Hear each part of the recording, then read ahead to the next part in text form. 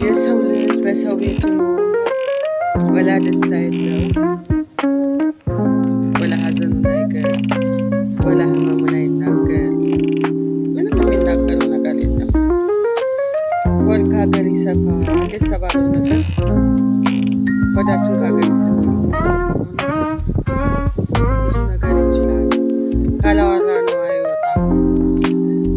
እስክትሞቱም ብትተውት እዛው ተደብቆ ይቀራል። የዚህ ደግሞ ሰው ቤት ስትሆኑ ይብሳል። የሰው ልጅ ሲኖር ለምንም ማንነትሽን የማታውቂበት ማንነትሽን የማትገልጭበት ሀገር ላይ ሆነሽ ነገሩ ምንም ነገር እንትን አትይም፣ ብቻ ይከብዳል። በዚህ መሀል ላይ ግን ጥሎ የማይጥለው ጌታ እንዳለ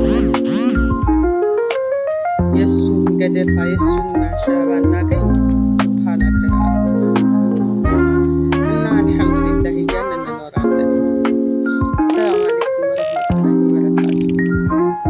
እኔ ዛሬ ልክ ታውቃላችሁ፣ ዛሬ ከሀገሬ ከወጣሁ ልክ 8ኛ ወር ጨረስኩ። ከልጆች ከተለየሁ የመጀመሪያ ልጄ 2 ልጆች አሉ። አልሐምዱሊላህ ረቢል ዓለሚን የዱንያ ርዝቆቼ ናቸው።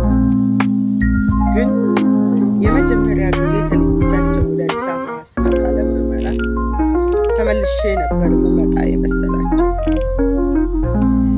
ከዛ ተመርምሬ ተመልሼ ሲሄድ ምንም አልመሰላቸውም። የመጀመሪያ ጊዜ ነው እና የተለየኋቸው ማለት ነው።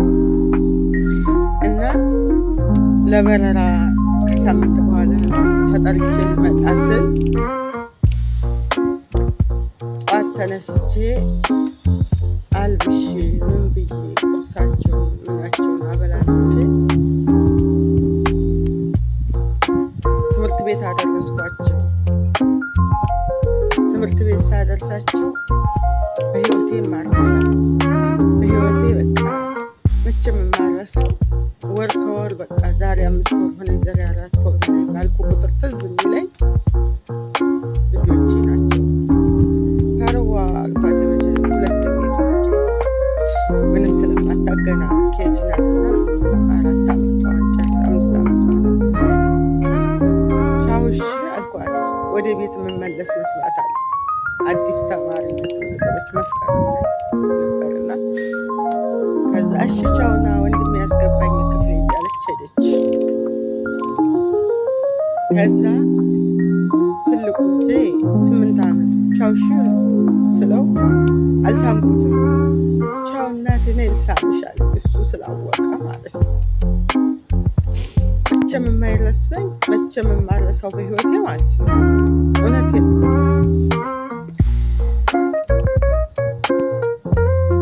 አንገቴ ስር ገብቶ ሳማረገኝ አንገቴ ስር ገብቶ ሳማረገኝና ቻው እሺ እናቴ አለ ገድፍሽ ብሎኝ በቃ ልክ እንደ ትልቅ ሰው ቻው ብሎ እህቱን ወደ ክፍሏ ሊያስገባ ሄደ። ውጭው ወጣሁ። የመጨረሻ ወደዚህ ልመጣ ስል አዲስ አበባ አንድ ቀን አድር 2ኛ ቀን ስል ደወልኩና ሳናገራት ልጄን እናቴ ያለችኝ ወይ አትመጭም እንዲ ያለችኝ፣ አልመጣም ማለት ቆይም አልኳት። አለቀሰችና ዝም አለች። ብቻ በዛ መሀል ላይ የኔ ትግልና የኔ ልፋት የኔ ውስጤ ያለውን አላህና እኔ ነኝ የምናውቀው። ከዛ በቃ በዛ እየተበሳጨው ስልኬ የተሰበረብኝና አላገኘኋቸውም። ወደ ኤርፖርት ገብቼ መጣሁ። ቢሮ አደርኩ ሳላናገራቸው ምን አልኩኝ። በማግስቱ መጣሁኝና በሴትዮዋ ስልክ ደውዬ ሳናገራቸው እናቴ አለችኝ ወይ አልኳት። አትመጭም እንደመልሰሽ አለችኝ። አልመጣም ማሬ፣ እንግዲህ አልመጣም። ትምህርትሽን ተማሪ፣ አባትሽ ጋር ሁኚ፣ ወንድምሽና አንቺ ሁኑ፣ እኔ እገዛልሻለሁ ቀሚሱን። አልፈልግም አንቺን ብላ ስታለቅስ ስትጮህ ሴትዮዋ ራሱ ሰምታ ብድግ ብላ ሄደች ከጎኔ ማለት ነው። እና ይህ ገንዘብ እንዳትሉኝ ወላሂ ለአዚም ማለቴ የሰው ልጅ ዘመድና ገንዘብ ከመንገድ ወርቀው ገንዘብን አነሱት ዘመድን ትተው የተባለው ተረት ልጆቻችንን ጥለን ገንዘብን መርጠን ነው እዚች ሀገር የመጣ ነው። እውነቴን ነው። ገንዘብ የሚመረጥበት ሰዓት ላይ ነው ያለ ነው። ገንዘብ መርጠን ያለንበት ሰዓት ላይ ነው። ልጅን ራሱ የምንጥልበት ላይ ችግር ላይ ነው ያለ ነው። ምን አይነት ሰዓት ምን አይነት ጊዜ ላይ እንዳለን በቃ ወር እስኪሆን እስከዛ ድረስ ያለሁበትን ስቃይና መከራ እኔ አላህን ነበር የምናውቀው። መቼም አልረሳውም።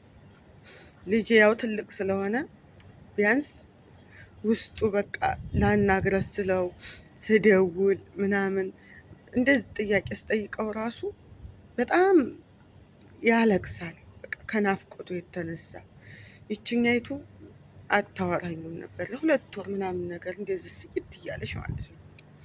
እና ምን አይነት ፈተና ላይ ነው ያለ ነው? ምን አይነት ችግር ላይ ነው ያለ ነው? እኔ እየከበደኝ በጣም እለት ከእለት ግን ለሰው አትነግሩት። የውስጣችሁን አውጥታችሁ የምታወሩት የለ። በአንቺ አልተጀመረ በአንቺ እንዲህ አላለ ነው የምትባዩ።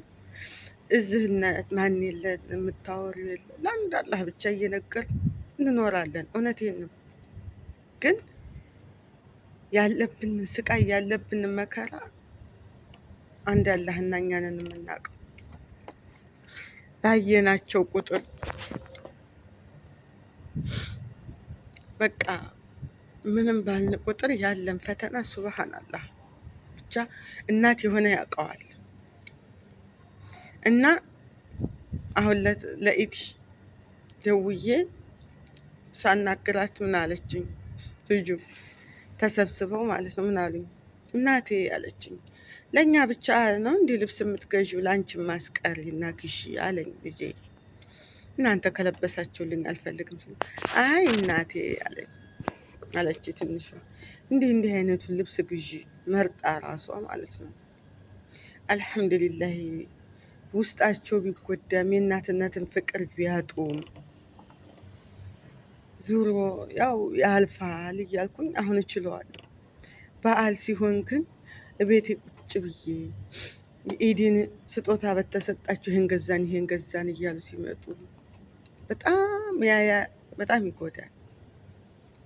ግን በጣም በቃ የሚረብሸው ትልልቆቹ ሲገቡ ራሱ እዚህ እናቴ እያሉ ሲገቡ የኔ ልጆች ከትምህርት ቤት ሲመጣ በጓሮ ሁኜ ወይ በውጭ ሁኜ እናቴሳ እያለ የሚፈልገው ትዝ ይለኛል። ብቻ በትዝታ መሞት፣ በትዝታ ማልቀስ፣ በትዝታ በስንቱ በዚህ በስራው እዚህ በሁሉ ጭንቀት መሞትና መላቀስ ነው ያለው። በቃ ሱብሃን አላህ ወላሂ ለአዚም ይሄ ነው ብለን የማንጠራው ብዙ ችግሮች አሉ፣ ብዙ መከራዎች አሉ፣ ብዙ ችግሮች አሉ። ያንን ነገር ግን አላህ ከጎናችን ሆኖ የምንወጣው ይሆን? ያልፍ ይሆን ይሄ ቀን? በሰላም ከልጆቻችን ጋር እንገናኝ ይሆን? እኔማ ወላሂ በጣም የሚያስጨንቀኝ ምንድነው ታውቃላችሁ? እንዲሁ ሀገራችን ላይ ሰላም ሆኖ አልፎ ይሄ ቀን ልጆችን ይዛቸው ይሆን? እኔ ልጅ ስወልድ ይሄ ቀን ይመጣል ብዬ ሰው ሀገር እመጣለሁ ብዬ አልነበረም። እኔ እንደፈለግኩ ቁርአን ቤት ልኪያቸው ከትምህርት መጥቶ አድርሻቸው ተቀብዬ አጉርሻቸው ምኞቴ ብዙ ነበር ለልጆቼ። ግን አልተሳካም። አላህ ወደፊት ያሳካ ይሆን? አላህ ያሳካው። የወለዷችሁ ሁሉ የወለድነው ሁሉ አላህ እንደው ከልጆቻችን ጋር የእናት ፍቅር አግኝቶ የምናሳድጋቸው አላህ ያርገን ኢንሻአላህ ያ ረብ ለሁሉም